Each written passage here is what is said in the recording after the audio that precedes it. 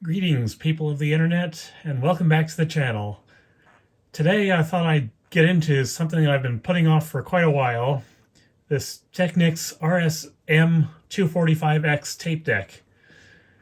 It's been sitting around waiting for me to get to it, and I just never have gotten the chance to do so. But today I thought I'd finally get around to it because I've been working so often on that Pioneer CTF 900 that I really feel like it's probably about time I took a break from those monster 3-headers and did a nice simple 2-header for a change. So that's what we're doing today. Now this is not anything special for a tape deck really, except for one thing. It's got dBx noise reduction. Didn't see that too often in many low-end or middle-grade 2-head units, but Technics like to think outside the box when it came to stuff like that. There's almost as many Technics 2-headers that are direct drive quartz lock as there are 3-headers, just about. So probably going to try to find some of those at some point, but for now, this is what I got. Now the complaint was the cassette door wouldn't open on this thing. And that complaint was valid, because the eject button does nothing. But what else does the unit do? Does it do anything at all when it's powered on? Let's find out.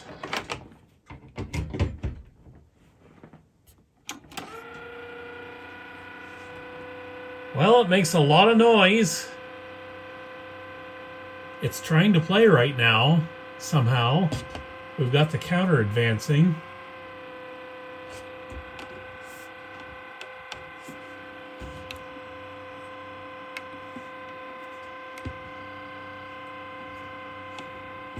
Transport does nothing.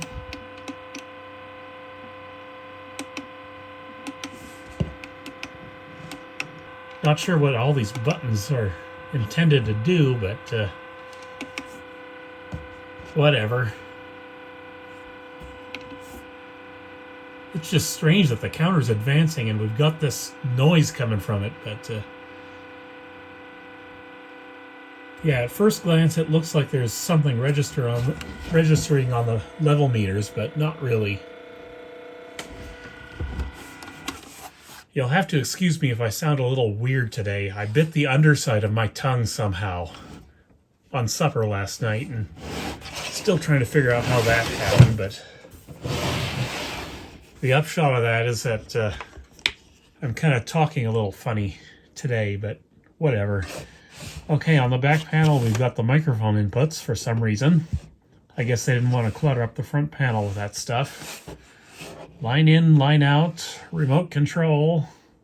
Use only RP9645. I won't be doing that at all. It's just a simple 2-head machine. In fact, I may not even be keeping this after I finish working on it. And you'll notice the CTF 900 is still sitting over there. Reason being, I just love looking at that thing. It's quite possibly my favorite tape deck now in the entire collection, even though I've got better recorders for sure and whatnot. Just looking at that thing makes me happy. Anyhow, it's also sitting there because it's not quite done yet. I shot the initial diagnosis video on the recording amplifier issue just yesterday. So, yeah, I'm still waiting on parts to come in for that machine, so I figured it might as well sit there and look pretty until that stuff shows up.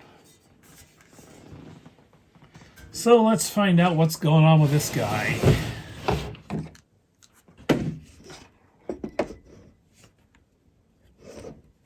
Let me see here.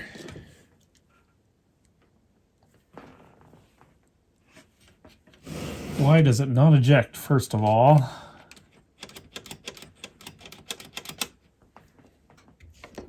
Trying to get a look at the eject mechanism here.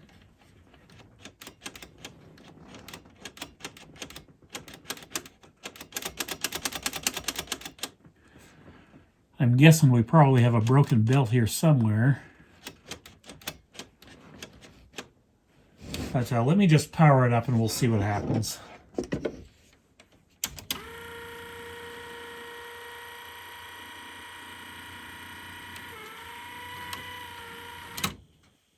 Okay, that was the problem. The mode belt was slipping here. It's driven off the real motor, I guess, which is weird. Oh, and now we've got the door open. Okay, so that was the deal. Somehow the mechanism cycles away from, or cycles something away from the eject button so that it can't actually be used to open the door if there's a tape in it and it's stuck between modes like that. Let's see if we can get it to play now. I'm curious about this. That's why the counter was moving. It's because the real drive motor was moving. Let's see, I'll get the tape that was chewed up by that JVC all that time ago.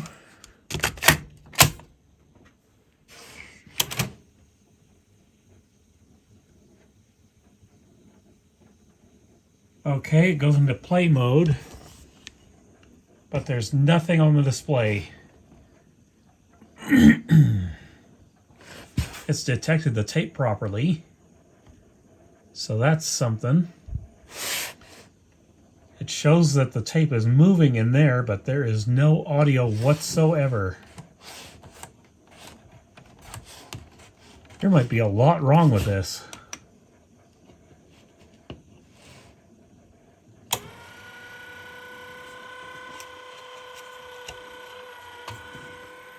Ha, won't stop playing now.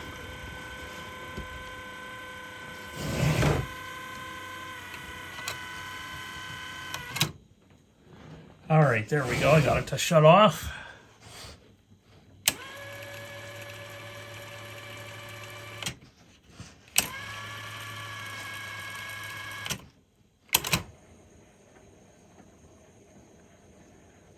Well, that is weird. Why does it not show any audio over there? Maybe that has something to do with it.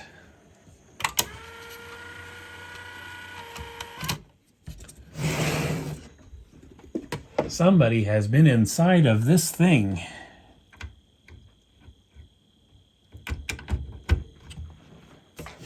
All right, let's try that.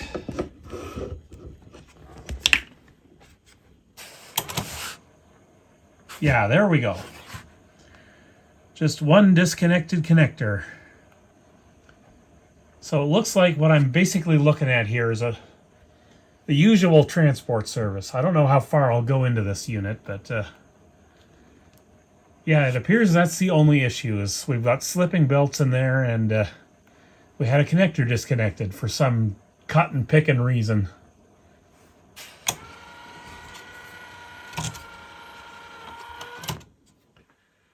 Yeah, I just got to get in there and manipulate the mode belt in order to get this to cycle the mechanism. But yeah, doesn't look like there's too much to deal with on this one. So how about I get this transport out and we'll see what it looks like when it's out. And just a word of warning, before you try and deal with this particular transport, the front door has to be open in order to get this one out. Otherwise it'll latch in place and you can't get it out. But yeah, it's a good thing I shut it off when I did, because the capstan belt has completely slipped off the pulley in there. And to be honest, I'm not sure if I've got the right belt for it here. I ordered one from Deck Tech, but it's a 5mm wide belt. So I don't know if it's going to work for this one or not. It might. Nice big flywheel in there. It's really discolored. I don't know how it got that way, but let me show you. That is nasty in there. Definitely going to hit that with the isotone. or acetone, not isotone. Brain is fried again. If Brain could join me here in Brainland, I would appreciate it. We need to brain things in order to brain this brain together.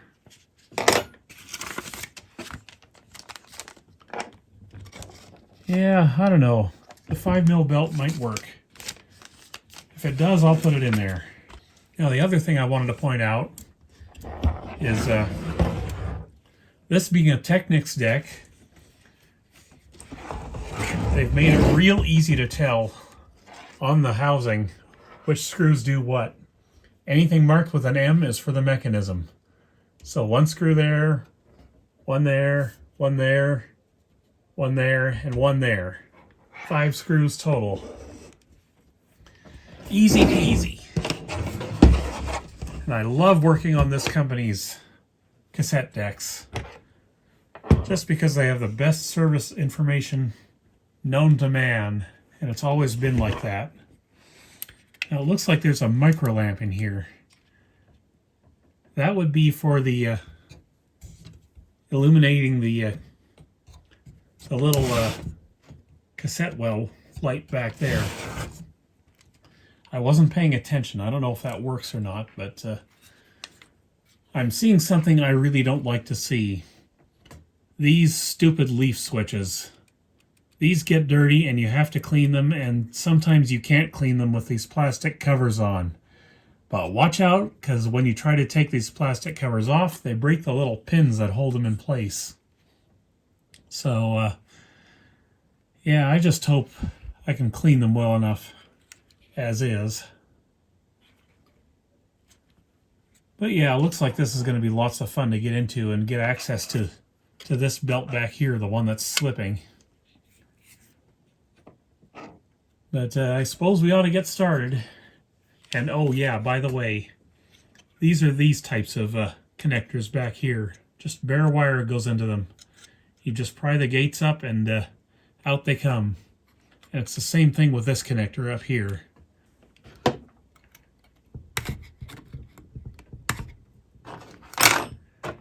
Not sure if this is the right way to do this or not, but I'm going to try it anyway. Ah, yes. Same deal with that black connector. It hinges up. And it looks like the hinge comes apart too, so be careful of that. I'm actually going to try to, yeah, just go ahead and clip it back together just so I don't lose any part of that. So I got to get this connector apart.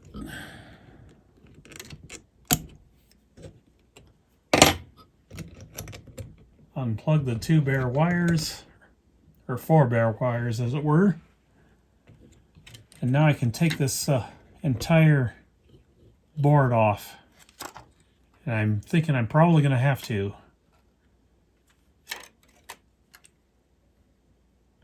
Oh, I see. That's exactly how you change that belt, too.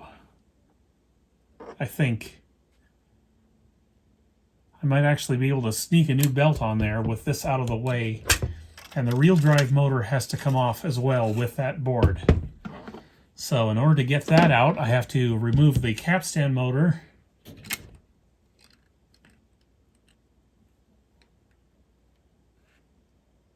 Yeah, that might be it. There's another little belt that's hiding in here too. Over here for the real drive. So we're going to have to deal with that as well.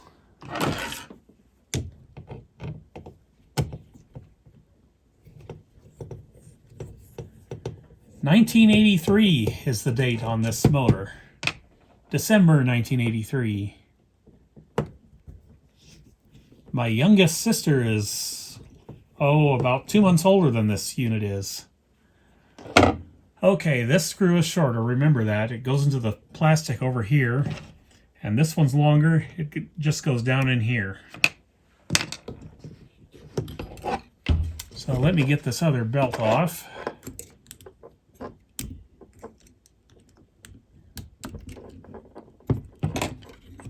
And this should come right out.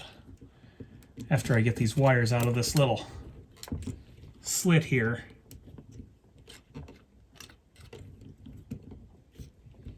If I can get them out of there. Okay, there we go. There's the capstan motor. And the belt for the reel drive. That is very hard and must be replaced. I think I might be relubing that as well. Alright, here's the capstan belt right here. That is very clearly a 3mm belt and not the 5mm that I bought for it. But like I said, I'll try the 5mm and we'll see if it works. I'd rather use a thicker belt anyway, if I can get away with it. Alright, next step.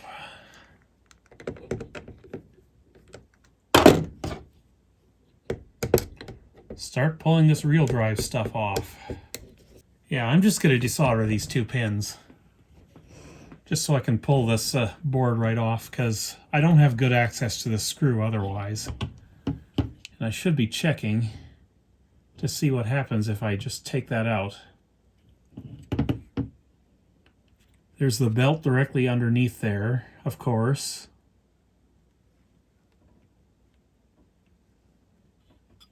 But it shouldn't be too much of a big deal there, I don't think. And I want to get this plate off too so I can service the capstan bearings.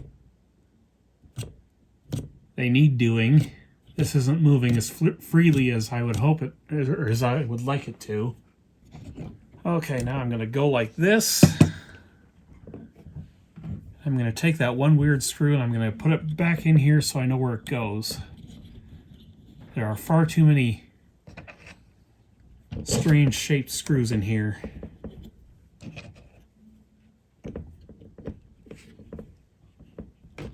So I'm just going to put everything back where it's supposed to go, like so. All right, now, next step.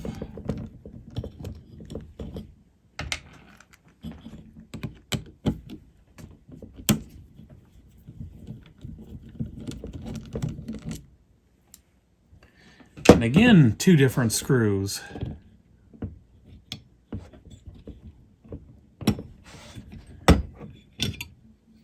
Technics just wanted to make things confusing, didn't they? And in case you're wondering, no, I still do not have the gears for the RS-M245X, and I'm starting to get real pissed off at that entire situation because I ordered them before Christmas and they just never showed up. Really, really aggravating. Alright, yes, that is a 3mm wide belt, and what is the internal circumference at this point? Where's my caliper? I had it right here a second ago.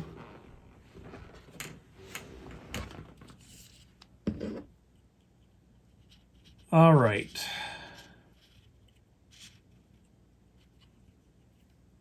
See if I can get it to stay on the caliper. Let's see, 91.4, that's 182.8 internal circumference, or 7.2 inches. I believe it's supposed to be a 7-inch. Alright, next step, I want to pull the capstan off. Just checking for an oil keeper, and I don't see one. I got my finger under there anyway. And yes, that definitely needs lubricating. It's very dry in there. And it goes without saying that needs to be seriously cleaned.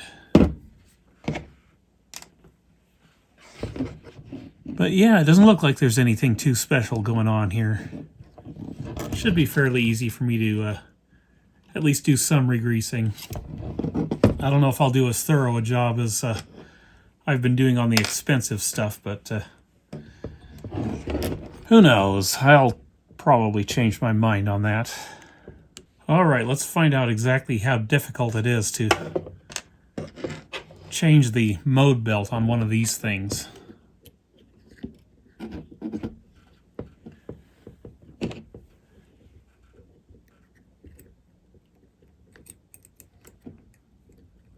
I can see why someone gave up on it already.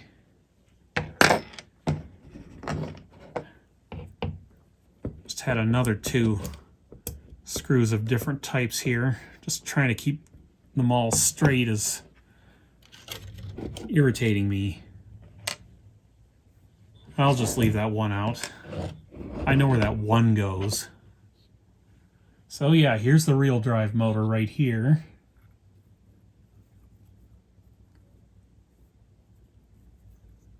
The gear is not cracked, which is good, because I don't really want to do anything about that. And you can't really put it in wrong either, because this side is longer than this side. So it only goes in one way.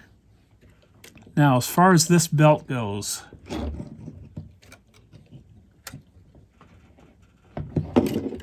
how does this even come out of there?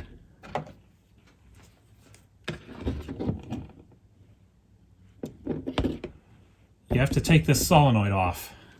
That's how that comes out of there.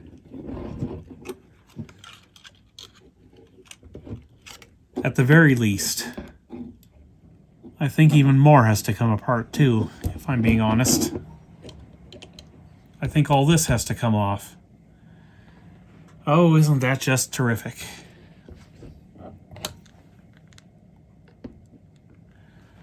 Yeah, I'm going to stop right here and take a few more pictures. I'm going to have to, because I need something to reference how this is all set when it goes back together, because if I mistime these gears, it's going to be trouble. Okay, I decided to put that one last screw back in there anyway. Why invite problems when you know you're going to be making problems for yourself? Okay, now what do I do next on this thing?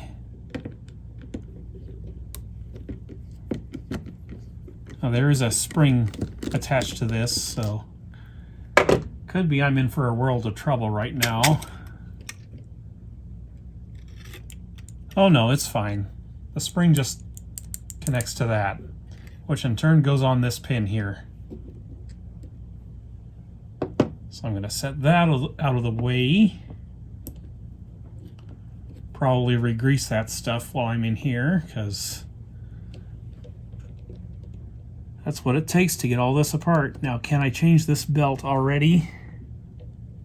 Yes, I can. You can just sneak it through up here. It's not easy, but it can be done. So if I wanted to be lazy, I could just do it this way. Just wrangle the new belt down in there and pull it through and whatnot, and set this back in place. But you know what I'm thinking? Why not torture myself? I'm going to go a little further, because we've already gone this far. Maybe I'll break this deck and it'll never work again. Okay, that's a big screw, that one.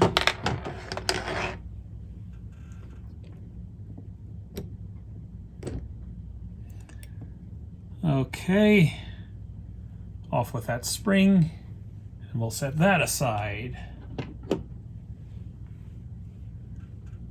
All right, yes, this could benefit from re-greasing for sure. All of this. The grease in here isn't real bad, but when you get something apart this far, you might as well do the job right the first time. Now you want to be careful, because this little pin goes down into this hole right here, and then there's this little switch in there. And it looks like what you want to do is you want to install this so that pin goes above the switch. There's a little black piece in there, and you want to put this little white pin above that black piece. Okay, that's just a little roller right there. Cool. So that's done. What else do I got to clean here? Can I even get this gear off? Okay, here I said I would leave that alone, and turns out I have to take that off now because I can't get this gear out otherwise. Oh, and we've got a little timing mark on this gear as well.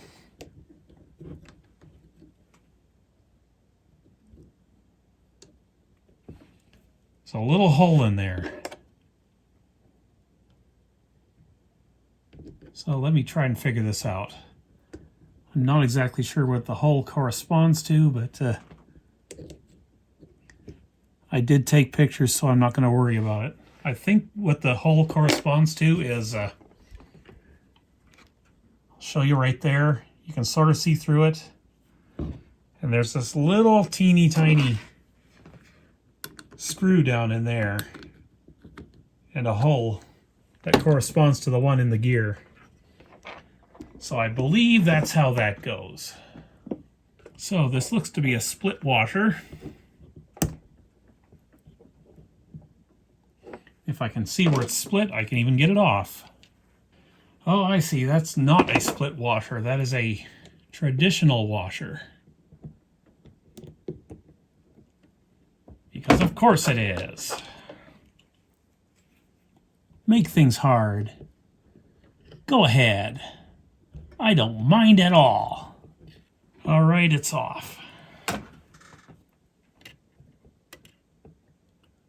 And off comes the little wheel assembly.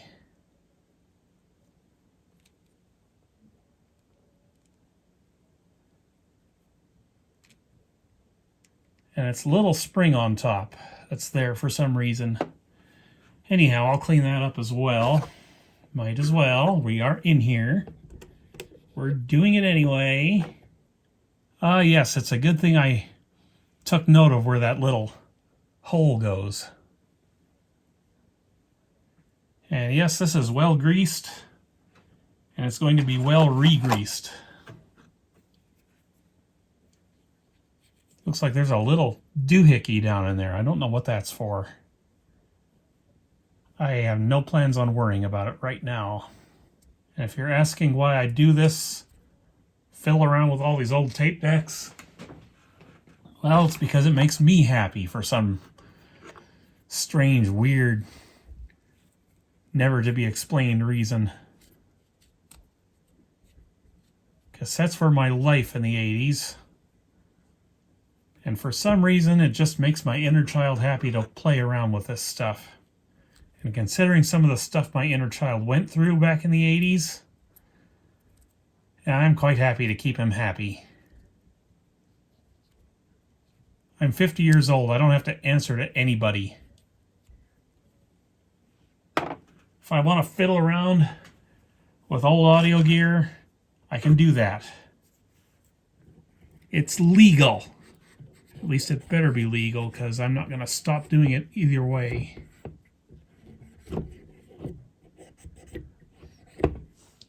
And I will confess that I'm actually considering buying more two-head units just to see if I can find one that can take on my Nakamichi BX150 up there. I've never heard a two-head deck that sounds that good in my born days. And I just want to see if there's something else out there that can do it. So far, I haven't found something that can do it, but you never know.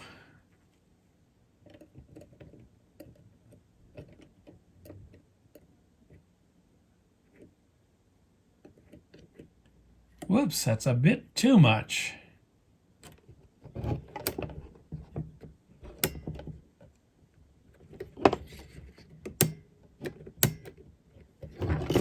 That really doesn't want to stay down for me, and that's why. Oh, look, we've got a rubber idler tire. Great.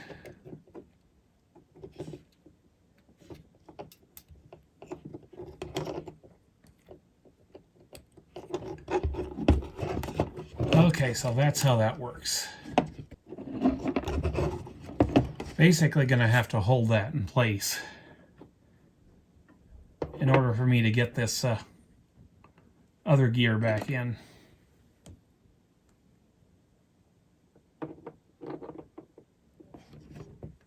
I'm going to reset that after I get this gear greased up good.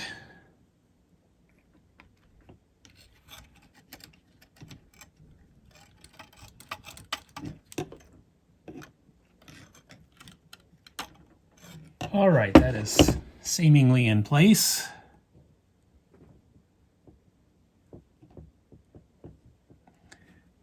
everything timed up properly again. I should find a belt for this before this goes back on, because otherwise it's just going to be harder. What do we need here?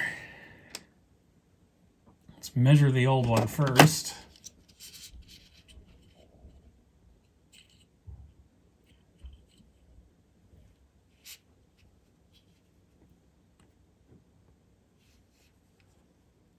Okay.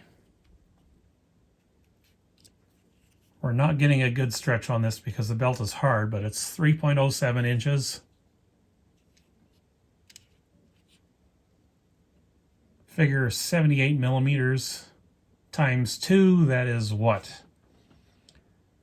156 millimeters internal circumference. I'll get into my 1.2s for that. All right, I think we're set for at least a couple of these belts here. I did find the exact perfect one in the Chinese belts for the capstan, so I'll be using that one to go back in. And the new mode belt, I don't have an exact one that turns out to be the right size, but this one I found here should work. This is a 140, I think. Or is it a 150? I can't brain today. It's ridiculous. Yeah, 71.2, that's about a 142 millimeter.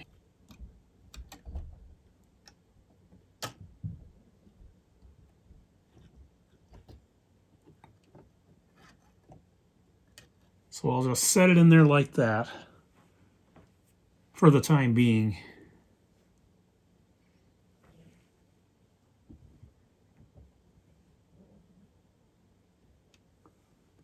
And yes, that should work just fine. Now we got to continue. I want to put all this stuff back together. This is going to need grease on it. It's a roller. I'm not sure how badly the grease is needed, but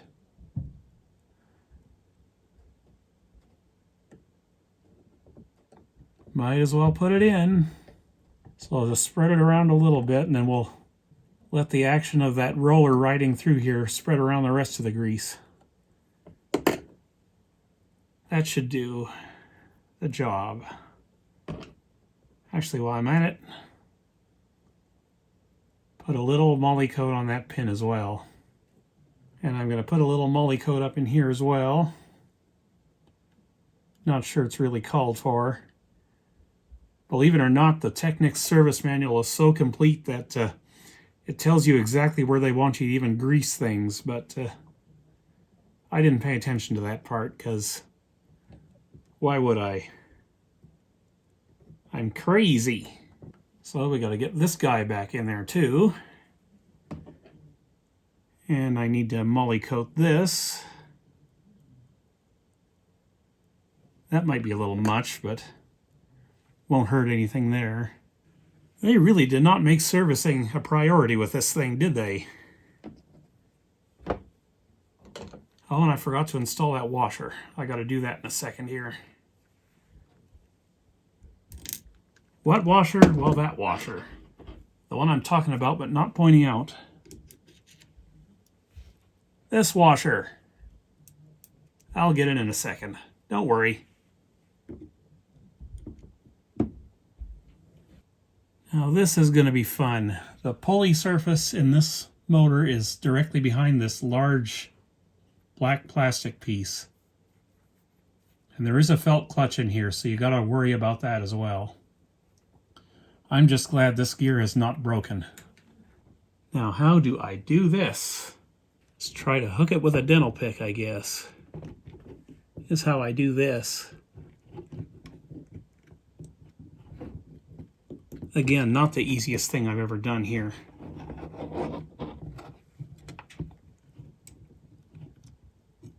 I gotta pick it up to even see what I'm doing here. Sorry I can't get this on camera, but the way Technics has this, it's just too hard to demonstrate. But I've got the belt on now. It is a little tight, so I hope it works.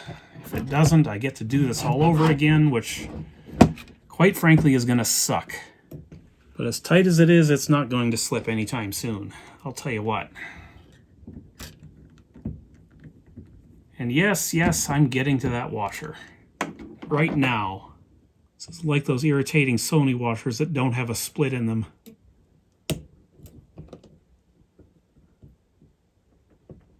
They're hard to put back on.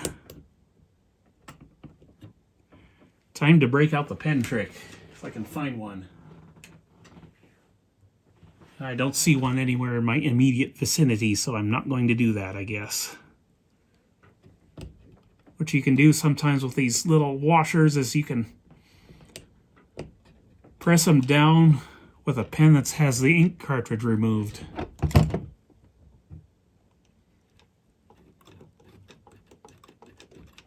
Oh yeah, if that tire doesn't, or if that belt doesn't do it, I don't know what will. So, what is next? Well, what is next is we get to clean up this capstan bearing, I guess. And I do not have a replacement for this irritating idler up front, so I don't know what to do about that. Alright, time for the plastic melt and isotone, or acetone. Why do I keep saying isotone? Do I have isotone or gloves on the brain or something? I'll go through the front here, just for a change of pace.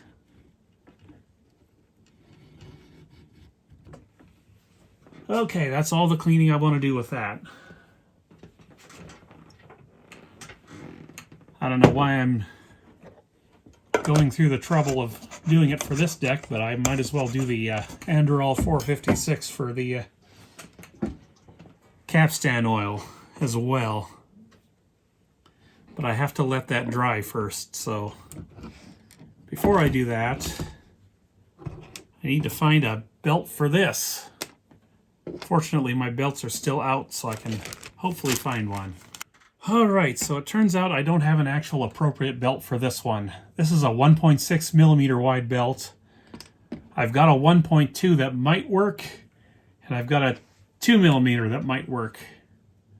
But these aren't exactly square belts either, these 2 millimeter ones, so I don't know that it will work. So I'm hoping just one or the other works, is all I'm hoping at this point. I can't put the old one back on, so we have to do something. I'm going to try the big one first, I think. Alright, time to go in with some new oil. I'm doing it now because I want it to kind of soak into the bearing a little bit.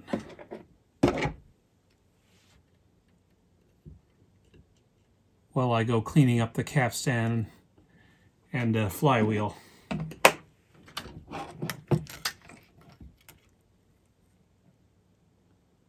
And I'm seeing some crud in there. I gotta clean that back out. Great, I just wasted Autel.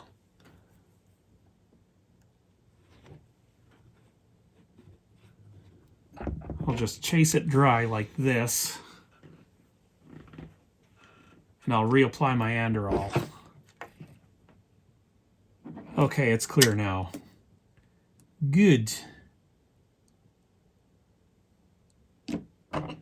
I love it when oil gets everywhere. It's my favorite thing in the whole wide world. There's no oil keeper on the front of this either, so I don't want to use too much and get it all over the pinch roller. Speaking of which, it's in need of cleaning, but it'll work.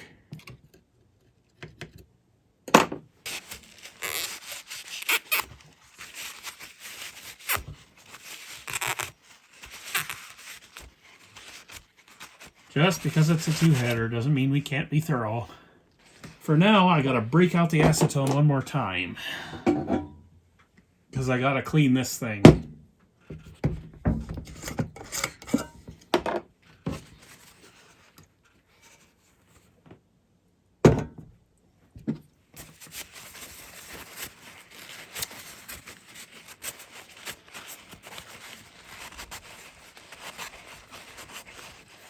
Again, acetone is going nowhere near the capstan itself. I'm just cleaning up the flywheel. There's actually not that much dirt. I'm kind of surprised. Weird. It looks hideous, but I guess it's not that dirty.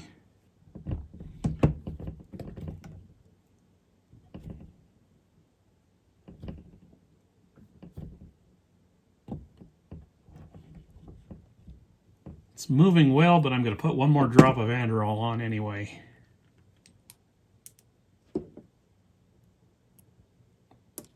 I'll just do it like that.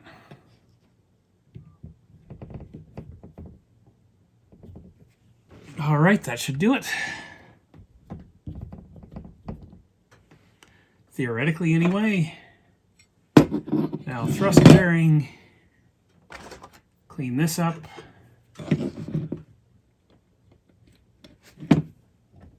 Clean up the end of the capstan.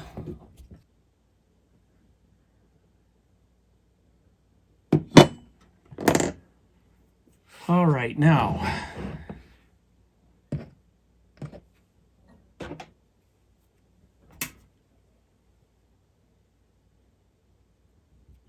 New belt going on.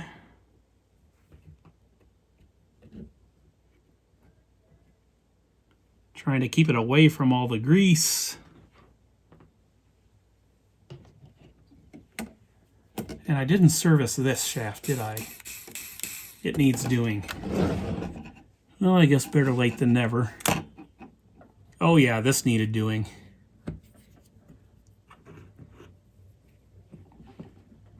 And this certainly needs doing. A lot of old belt material in this.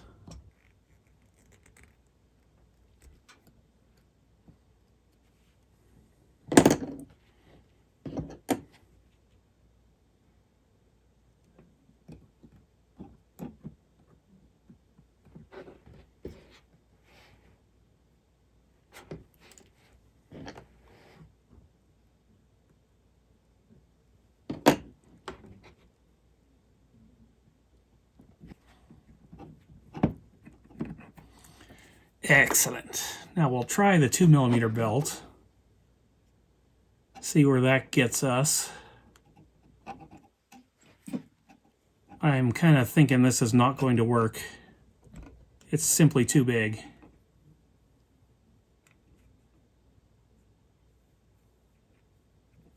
There must be a little clutch in there or something.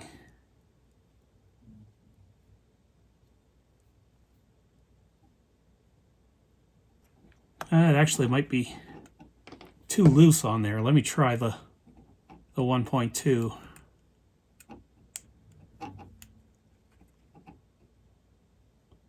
The jury's out. Let me try the big one more time. Yeah, I think we're going to go with the big one. That could be a mistake, but I don't think it is.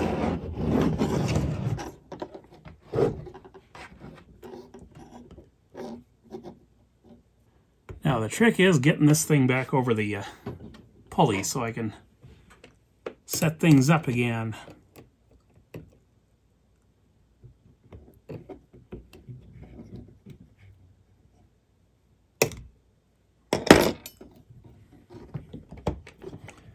It's on, but is it around the capstan pulley? No, it is not.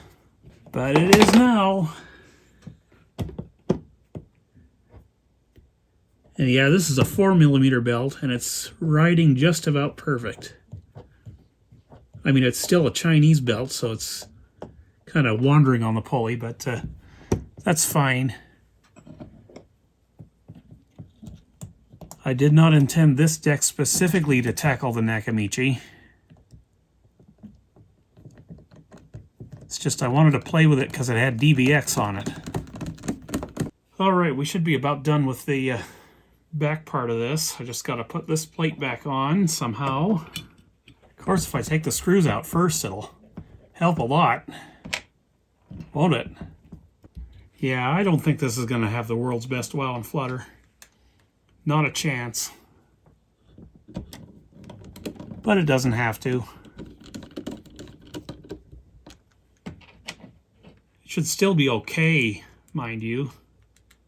I just don't know if it'll ever be great. I'm just not thrilled with the way Technics put this machine together, is all. Alright, one final thing before we move around to the front. I do not like the way these contacts look. They look very corroded to me. So what I'm going to do is I'm going to break out something you've never seen before. At least on my channel. This stuff. Don't find myself wanting to use it very often, but in this case, those look really nasty. So I'm just going to put some of this on a Q-tip. We're just going to run across this and clean them up real good.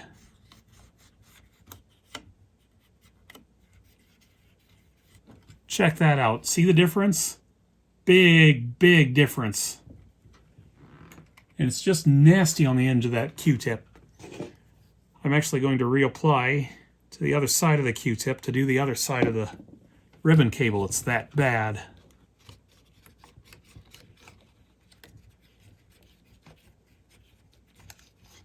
And hopefully this will keep her happy. I can just see this machine acting up and flaking out if I don't do this. So yeah, that should be good now, I hope.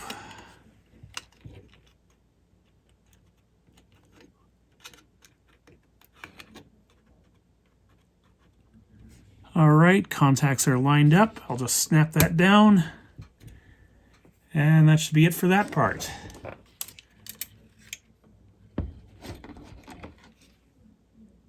Now, having seen what that looked like, I'm going to keep using the D100 on these little switches up here.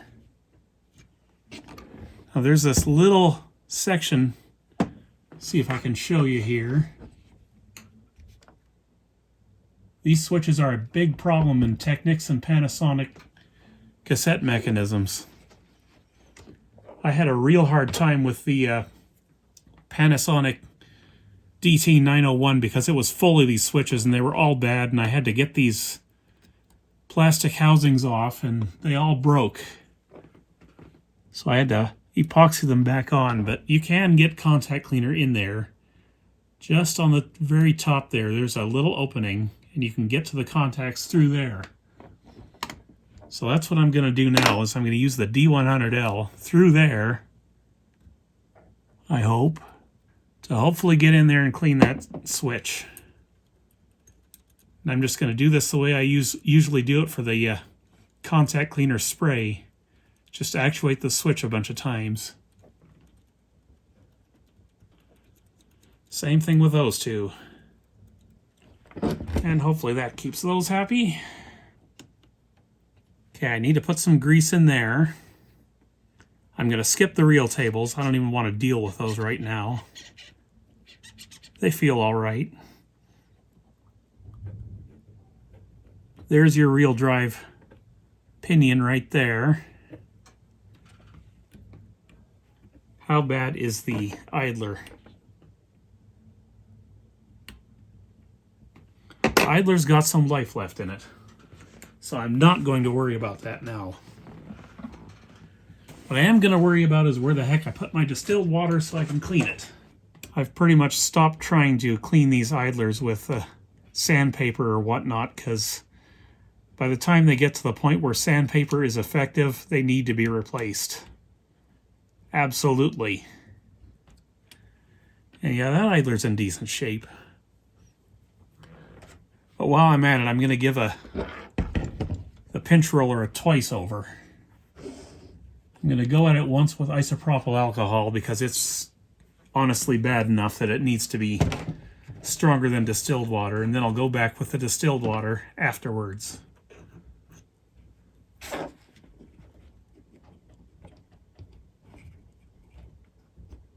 This is crazy bad.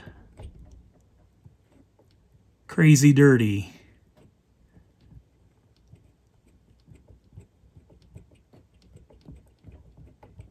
I don't know if you can see all the crud that's coming off there, but look at that.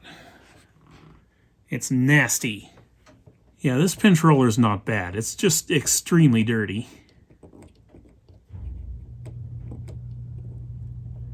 It's plenty grippy, I can just tell.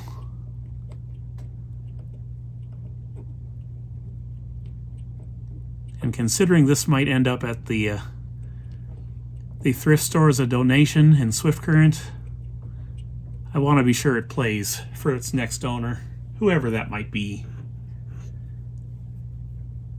Because I'll be honest, I don't know if I like this transporter enough to keep this one.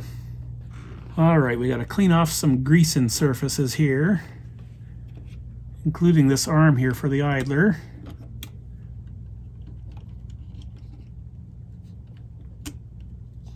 And that, and actually I believe that's about as far as I need to go with that. Oh, and I got another switch to clean there. Must be doing that.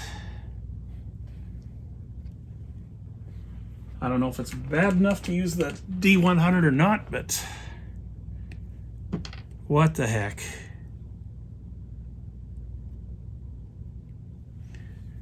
Use an expensive tape deck, or use an expensive liquid to service a cheap tape deck.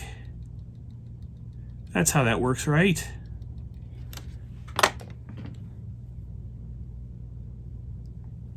Oh, and there's another one. That's right, there's one up here too. Oh wait, there's more than that. There's 4 total. And now the next chapter will moly coat the surfaces that need to be moly coated.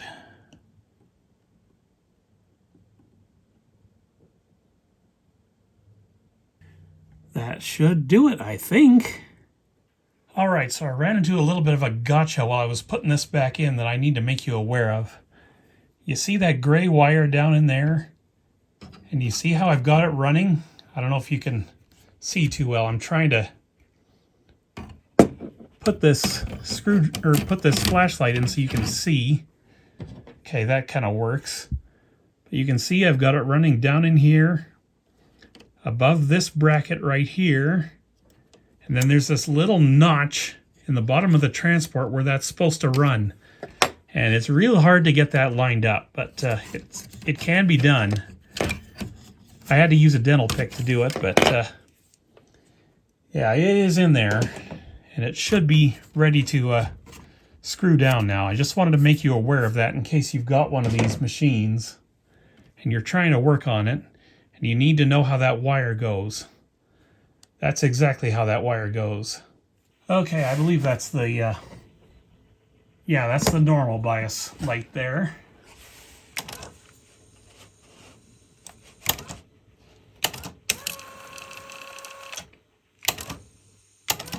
Oh, we got no real drive in play.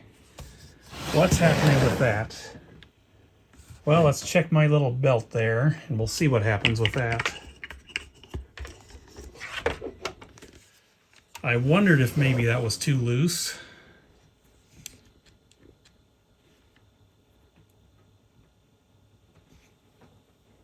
Motor is running. Oh, and the belt has come off. That's the issue. That might actually not be working.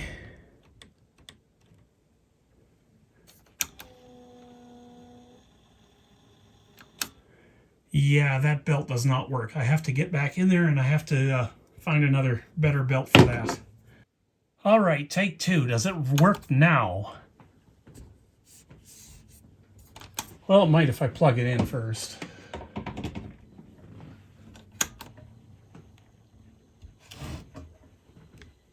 Let's have a look-see.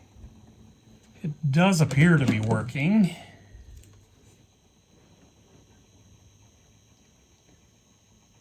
Yeah, it's running down in there.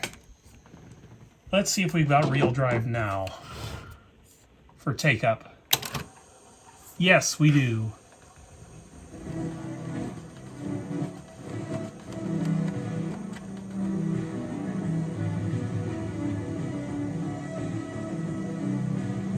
I feel like it's running slow.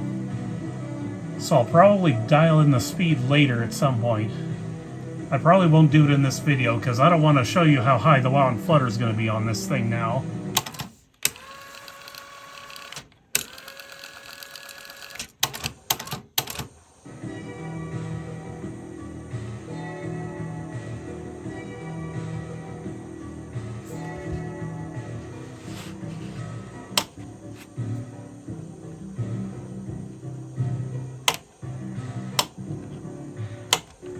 It's got bad capacitors everywhere, I can tell you that right now.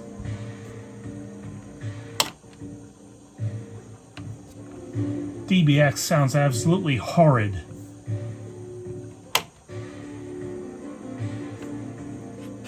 I'll show you what's causing that in a second here, but it seems like it's working now.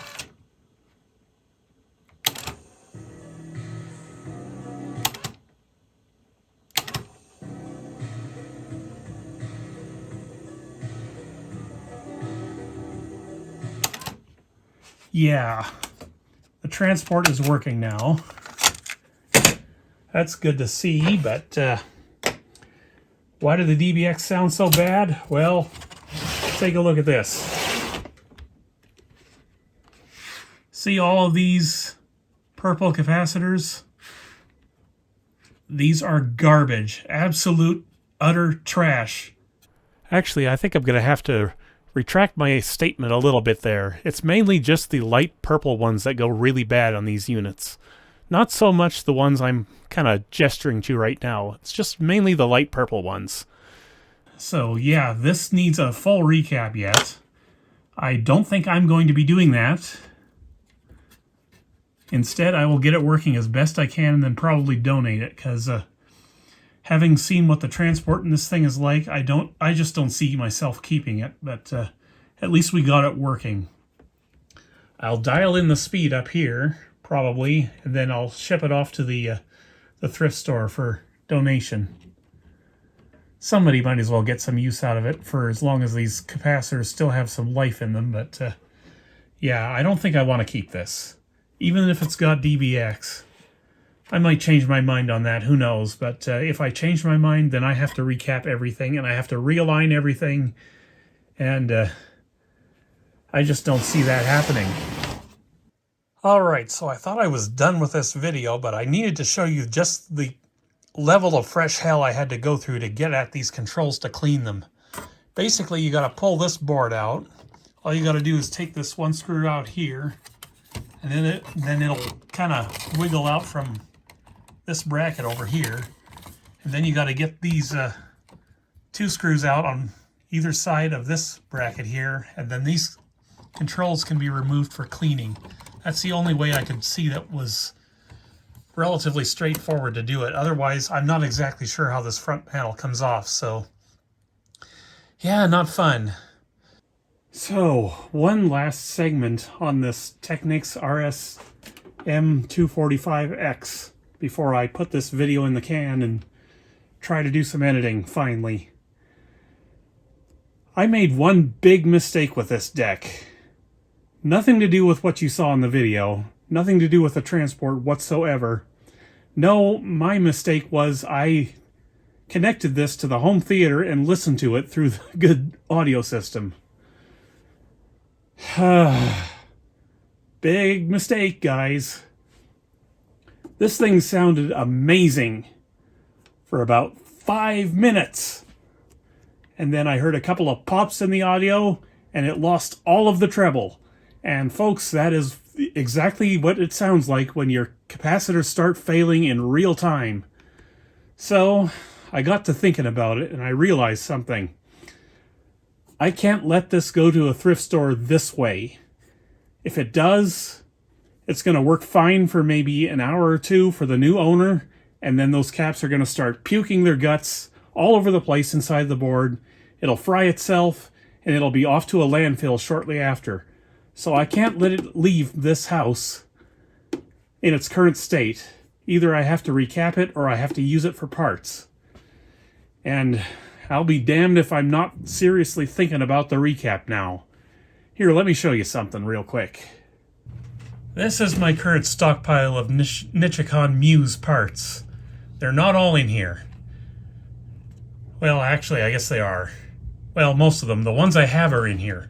The ones that I have yet to take possession of are still in the mail. But, yeah, I've been stocking up on these pretty green capacitors. These are bipolar, all of them. These green ones. These ones here are 1 microfarad bipolar at 35 volts, I do believe.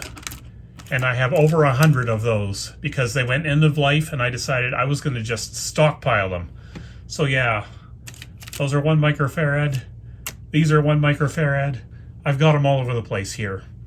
These ones here are, what are they? These are the 2.2s. I've got 4.7s up here. I've got 50 of each. And what's incoming are the 3.3s. Those are out. Those are end of life, so I decided to stock up on those too. I've got 50 of those coming.